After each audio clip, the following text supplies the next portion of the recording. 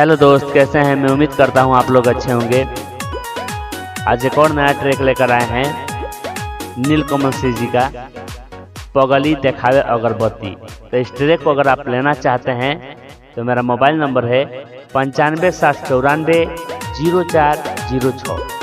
इस track में password लगाया गया है। अगर इस ट्रैक को आपको चाहिए तो इस पासवर्ड को मेरे व्हाट्सएप पे सेंड कीजिए, आपको ट्रैक मिल जाएगा। तो चलिए, फर्स्ट पासवर्ड है 22।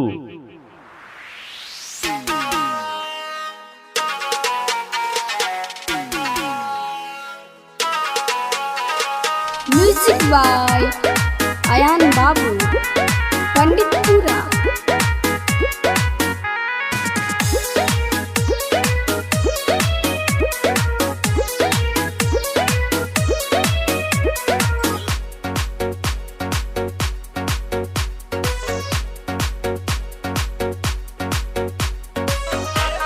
ट्वेंटी 25।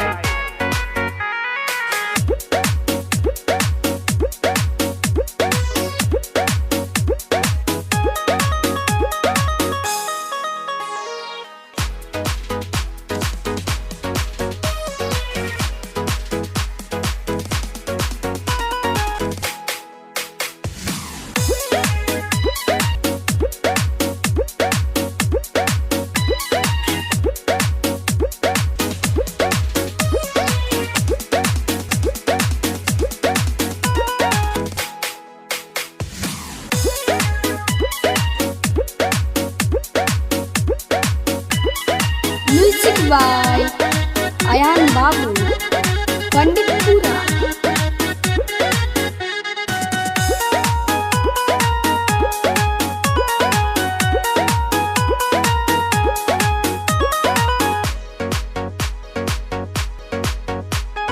नाइन्टी 92।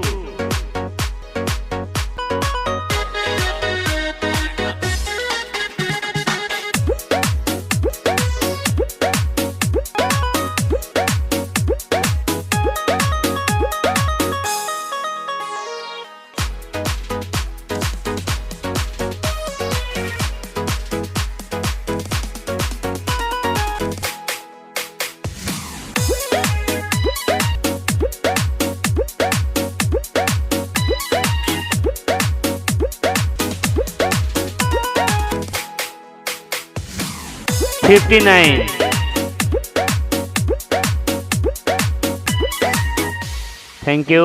आप लोग को पासवर्ड मिल गया होगा। 100।